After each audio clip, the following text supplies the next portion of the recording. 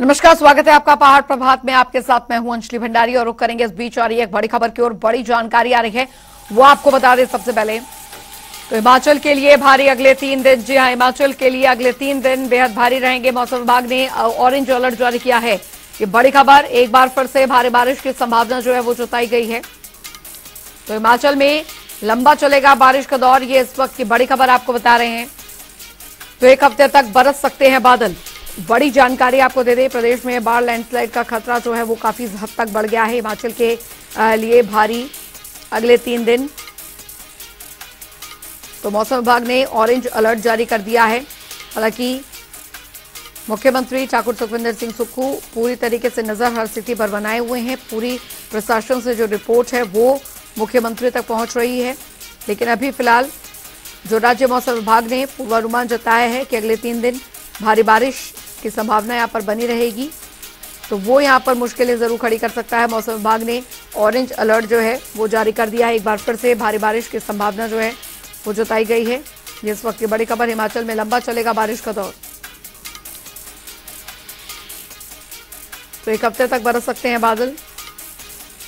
प्रदेश में बाढ़ लैंडस्लाइड का खतरा बढ़ा है। हिमाचल के लिए भारी अगले 3 दिन।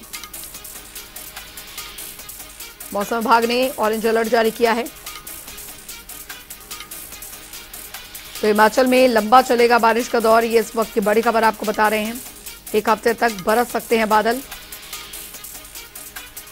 प्रदेश में बाढ़ लैंडस्लाइड का खतरा जो है वो काफी बढ़ा हुआ है। हिमाचल के लिए भारी अगले 3 दिन, ये बड़ी खबर। मौसम विभाग ने ऑरेंज अलर्ट जारी किया हुआ है। तो एक बार फिर से भारी बारिश की संभावना बनी हुई है।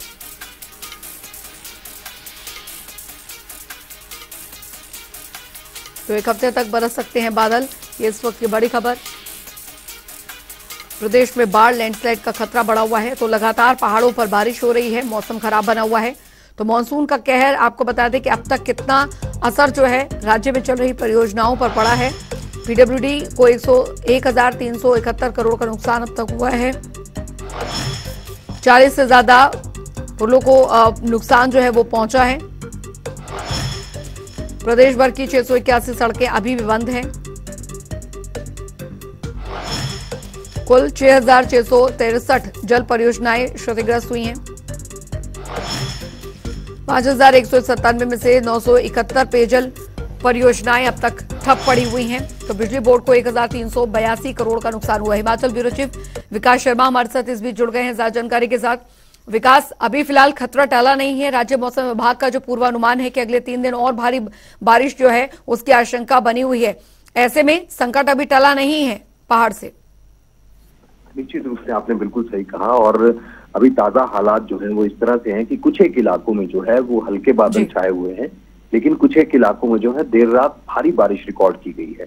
जिसमें मौसम विभाग ने कहा था कि पिछले 3 दिन के लिए जिस तरह से ऑरेंज अलर्ट जो है वो भारी से बहुत भारी बारिश का कुछ एक स्थानों के लिए वो जारी किया था। आज के अगर हालात की बात करें तो कुल्लू जिला से जो है डरावनी तस्वीरें एक बार फिर से सामने आई हैं। वहां पर भी एक बादल फटा है जिसमें एक व्यक्ति की मौत हुई है। कई यानी जो 9 गाड़ियां जो अभी तक जो रिपोर्ट किया गया है, जो सरकारी आंकड़ा कहता है कि 9 गाड़ियां जो हैं वो उस बहाव में बह गई, जिन्हें पूरी तरह से नुकसान यहाँ पर हुआ। इसके साथ साथ 3 लोग घायल भी वहां पर हुए हैं। जो ये 2 ऐसी जगहें थी जिसके अंदर ये कहा गया कि ये बादल जो है वो यहाँ पर फटा है। इनमें से कुल्लू जिला का एक काइस इलाका है और दूसरा न्योली इलाका है।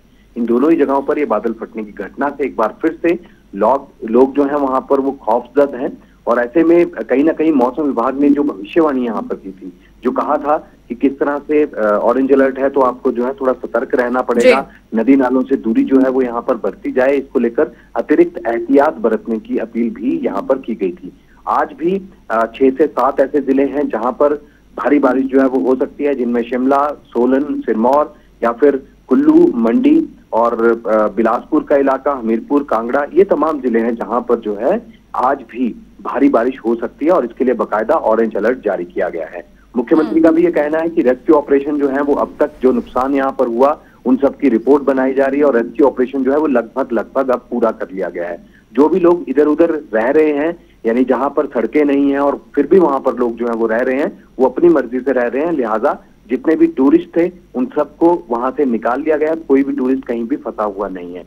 बड़े पैमाने पर जो है अंजलि इस बार नुकसान हुआ है और सीधे तौर पर अब लोगों को ये समझना होगा कि नदी नालों से थोड़ी दूरी जो है वो यहाँ पर बनाए रखें, जिससे कि और ज्यादा इस तरह से कैजुअलिटी या और खतरा जो है वो उनकी जान को यहाँ पर। लेकिन विकास, अभी स्थिति यहाँ पर यह है कि जो बाढ़ प्रभावित इलाके हैं, खासकर जो लोग जो बेघर हो चुके हैं, वहां तक किस तरीके से जो मदद है वो प्रशासन पहुंचा रहा है? क्योंकि अगर ऐसी स्थिति आगे भी बनी रही तो काफी ज्यादा दिक्कत होगी। और कल भी हमने सुना राहत के लिए QR कोड जो है वो जारी किया गया था मुख्यमंत्री की तरफ से कि अगर कोई भी अंशदान करना चाहता है तो वो उस QR कोड के जरिए राहत राशि जो है वो उस कोष तक पहुंचा सकता है। बिल्कुल, आपने सही सवाल जो है वो यहाँ पर पूछा अंजलि। देखिए दो चीजें हैं। एक जो राहत मैनुअल है, राहत मैनुअल में केंद्र सरकार की तरफ से और हिमाचल सरकार की तरफ से अब मुआवजे के नाम पर क्या दिया जाएगा। हर किसी की नजर इसी पर है क्योंकि बड़े पैमाने पर नुकसान हुआ और हजारों की जो जनता है वो यहाँ पर, हजारों की तादाद में जो जनता है वो यहाँ पर प्रभावित हुई है। जो सबसे ज्यादा प्रभावित जिले हैं उनमें अगर हम बात करें तो मुख्यमंत्री ने साफ तौर पर घोषणा की है, जो मुआवजा राशि 5,000 रुपए दी जाती थी वो मुआवजा राशि जो है उसे सीधे तौर पर अब 1 लाख रुपया यहाँ पर कर दिया गया है। और ऐसे में इसमें जो राहत मैनुअल है इसके अंदर बदलाव करने की आवश्यकता है कि किस तरह से तुरंत राहत जो है वो फौरी राहत के तौर पर लोगों को कुछ मुआवजा यहाँ पर मिले। और इसके साथ ही जो ग्रामीण विकास विभाग है वो भी साफ तौर पर ये कहता है, जो ग्रामीण विकास मंत्री अनिरुद्ध सिंह उन्होंने भी ऐलान किया है, अब सिर्फ आपको एक चिट्ठी लिखकर यहाँ पर देनी है कि मेरे घर दरार है या मेरा घर ढह चुका है, मेरा खेत या मेरा खलियान जो है वो यहाँ पर ढह चुका है, तो आपको निश्चित रूप से 1 लाख रुपया जो है वो उसी टाइम आपको दे दिया जाएगा। हालांकि लगातार ये खबरें आती रही हैं। पहले की समय की अगर बात करें कि जब भी इस तरह से मुआवजा राशि दी जाती थी या फौरी राहत दी जाती थी वो लोगों तक पहुंचती है, नहीं पहुंचती है, कई तरह के सवालिया निशान जो है इस पर खड़े होते हैं।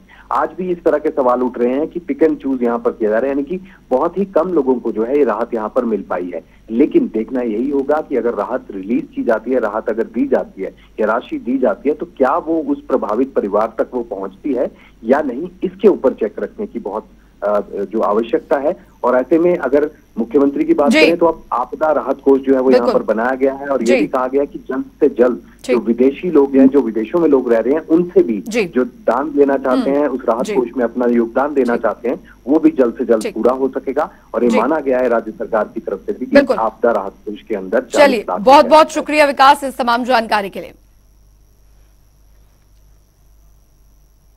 रुक करेंगे एक और बड़ी खबर की ओर। कुल्लू से आ रही है जहां पर बादल फटने की खबर इस बीच सामने आई है। बड़ी खबर कुल्लू से, कुल्लू में बादल फटने की खबर आई है सामने। तो एक व्यक्ति की मौत और 3 घायल हुए हैं, ये इस वक्त की बड़ी खबर आपको बता रहे हैं। नाले में आए बाढ़ में बहे कई वाहन, जी हाँ ये इस वक्त की बड़ी खबर। न्योली नाले में ये बादल फटा है, जैसे कि हमारे हिमाचल ब्यूरो चीफ विकास शर्मा भी अभी बता रहे थे। ये बादल फटने की जो खबर है वो फिलहाल कुल्लू से सामने आई है। कुल्लू में बादल फटने की खबर और आप देख सकते हैं एक व्यक्ति की मौत हो गई है, 3 घायल बताए जा रहे हैं। कई वाहन जो है वो इस पानी के बहाव में बह गए। न्योली नाले में फटा बादल, ये इस वक्त की बड़ी खबर आपको बता रहे हैं। नाले में आई बाढ़ में बहे कई वाहन, जी कई वाहन जो थे वो इस नाले में आई बाढ़ में बह गए। मनविंदर अरोड़ा संवाददाता हमारे साथ जुड़ गए हैं ज्यादा जानकारी के साथ। मनविंदर, बादल फटने की खबर कुल्लू से आ रही है, फिलहाल वहां क्या स्थिति बनी हुई है? जी देखिए, बीती रात जो है लगभग 3 बजे के आसपास ये घटना बताई जा रही है, क्योंकि जो ऊपरी इलाके हैं विजय, जो काइस और जो न्योली का जो ऊपरी इलाका है वहाँ पे काफी भारी बारिश हुई, जिसके बाद जो यहाँ बहने वाले जो नाले हैं उनमें जो उफान आ गया था। हालांकि लोगों ने भी अलर्ट करा था, सबको फोन करके घरों से दूर रहने के लिए रात को ही बोला गया था।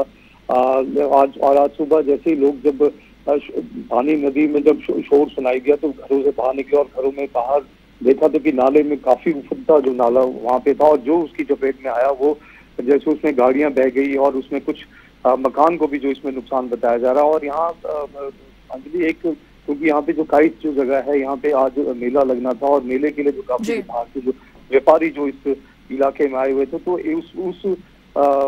एक व्यापारी की जो है इसमें बहने से मौत होगी और 3 जो इसमें जो घायल बताए जा रहे हैं। तो फिलहाल जो है प्रशासन जो है मौके पर पहुंच गया है और जो रोड को जो साफ करने की जो प्रक्रिया है उसको शुरू किया गया है। हालांकि अभी घरों को कितना नुकसान पहुंचा है, कितने घर इसकी चपेट में आए हैं, अभी तक पूरी जानकारी अभी तक नहीं मिल पाई, क्योंकि ये काफी बड़ा इलाका है और काफी ऊपर तक जो जो पहाड़ों का जिसका जो रेंज है, तो इसमें अभी थोड़ी देर बाद ही पता लग पाएगा तो कितनी जो इसमें जो नुकसान घरों के और कितने जो जानी तो फिलहाल क्योंकि एक ही बताया जा रहा है। जी चलिए, बहुत बहुत शुक्रिया मनमिंदर इस तमाम जानकारी के लिए। तो फिलहाल आपको बता दें कि बादल फटने की वजह से काफी नुकसान हुआ। एक मेला यहाँ पर लगना था जिसके लिए कई व्यापारी जो हैं वो भी बाहर से यहाँ पर आए हुए थे और एक व्यक्ति की मौत हुई है। कई वाहन जो बताए जा रहे हैं वो इस नाले में आई बाढ़ में बह गए। बढ़ेंगे आगे। हिमाचल में भारी बारिश, बाढ़ और लैंडस्लाइड के रूप में आई आपदा से निपटने के लिए सरकार ने नया कदम उठाया है। इसके लिए बने आपदा कोष 2023 में जन सहयोग की राशि दान करने को आसान बनाने के लिए QR कोड जारी किया गया है। सीएम सुखविंदर सिंह सुक्खू ने ओक ओवर में QR और साथ ही बैंक अकाउंट नंबर जारी किए। इसे जारी करते हुए मुख्यमंत्री सुक्खू ने कहा कि इस QR कोड को स्कैन कर लोग अपनी सुविधा के अनुसार रकम ऑनलाइन जमा कर सकेंगे।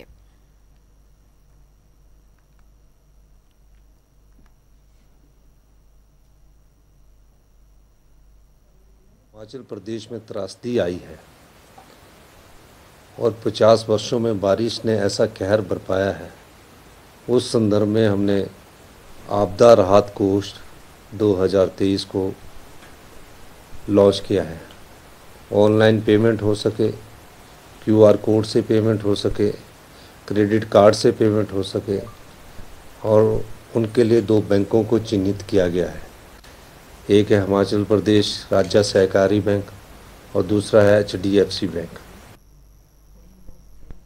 उधर आपको बता दें कि मानसून के चलते हिमाचल प्रदेश पर आई भारी आपदा के बाद हिमाचल पुलिस के DGP संजय कुंडू ने प्रभावित क्षेत्र पंडोह का दौरा किया। उन्होंने कहा कि आपदा के दौरान पुलिस की सक्रियता से जान माल का नुकसान कम हुआ है। पंडोह क्षेत्र को बारिश के कारण काफी ज्यादा नुकसान हुआ है। 100 साल पुराना ऐतिहासिक पुल क्षतिग्रस्त हुआ है जिसका सीधा असर कनेक्टिविटी पर हुआ है।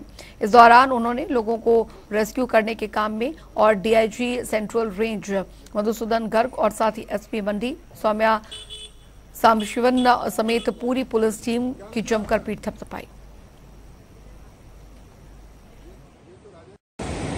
आज हम मंडी के दौरे पे आए हैं और यहाँ पंडोह का जो हिस्टोरिक पुल है जो 1923 में बना था और आज 100 साल के बाद इतने फ्लड में ये बह गया है। तो मैं यहाँ स्थानीय लोगों से मिला हूँ और वो काफ़ी प्रभावित है इस कारण, क्योंकि यहाँ से आवाजाही ख़त्म हो गई है। लेकिन इस मुश्किल दौर में मंडी पुलिस ने बहुत अच्छा काम किया और उनकी SP जो है सौम्या मैडम और DIG मंडी रेंज है श्री मधुसूदन और उनके अन्य अधिकारी कर्मचारियों के साथ मिलकर उन्होंने दिन रात काम किया। उधर आपदा के दौरान कौन कहां कैसे लापता हुआ कुछ पता न चल सका। कुल्लू में भी अभी तक 22 लोगों से कोई संपर्क नहीं पाया गया है।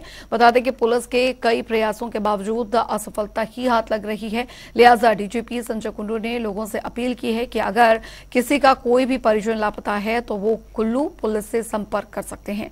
साथ ही कुल्लू के SP साक्षी वर्मा ने बताया कि कुल्लू से 70,000 पर्यटकों को सुरक्षित बाहर निकाला गया है, जिसमें इजराइल के 444, रूस के 160 और 40 अमेरिकी नागरिकों समेत 96 विदेशी पर्यटकों लोगों को सुरक्षित रेस्क्यू किया गया है। ये बहुत बड़ा चैलेंज था जिसमें सबसे बड़ा 444 इजराइल के थे, 107 फिर रशिया के थे, 40 लोग अमेरिका के थे। सबको इन्होंने ढूंढ निकाला है और मेरे को आशा है कि अगर कुछ बचे खुचे भी होंगे, ये लगे हुए हैं, this is work in progress, उसको कर लेंगे। देखिए कैजुअलिटी का तो हम नहीं बता सकते, हम कर सकते हैं calculate from dead bodies we have recovered. Dead bodies का इन्होंने आंकड़ा बता दिया 18, इवैक्यूएशन का बताया कि 70,000 इवैक्यूएट हो गए हैं, 11,000 के करीब गाड़ियां चली गई है। अब इन्होंने बोला कि कुछ लोग स्वेच्छा से विलिंगनेस से रहना चाहते हैं, कहते हमारे एरिया में तो कुछ नहीं हुआ। तो जैसे मैंने बताया कि इसमें अभी क्लैरिटी आएगी क्योंकि हमने ये कंट्रोल रूम बंद नहीं किया, 15 सितंबर तक है। जैसे जैसे कॉल्स आती जाएगी हम उनको ट्रेस करते जाएंगे और हम उसको सेफ्टी की तरफ ले जाते रहेंगे। उधर राजस्व एवं बागवानी मंत्री जगत सिंह नेगी ने किन्नौर के रिब्बा और साथ ही और रुशकलंगा गांव का दौरा किया और जहां पर उन्होंने बाढ़ के कारण हुए नुकसान का जायजा भी लिया। साथ ही उन्होंने बागवानी विभाग के अधिकारियों को आकलन तैयार यहां पर करने और साथ ही उचित कार्रवाई करने के निर्देश दिए हैं। अरिब्बा गांव में 1868 फलों के पेड़ों को गाद से नुकसान हुआ है, जबकि 487 को बाढ़ की वजह से काफी क्षति पहुंची है। इस दौरान जगत सिंह नेगी ने कहा है कि क्षतिग्रस्त भूमि में मनरेगा के तहत सुधार का काम किया जाएगा।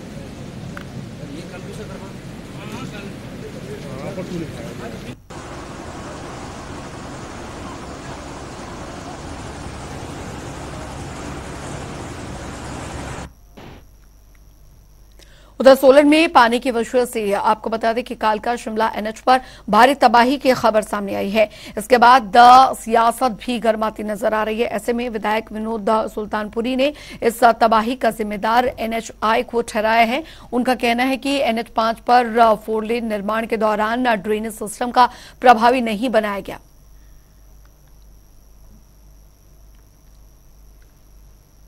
चलिए इसी के साथ पहाड़ प्रभात की खबरों में अभी के लिए फिलहाल इतना ही। वक्त एक छोटे से ब्रेक का।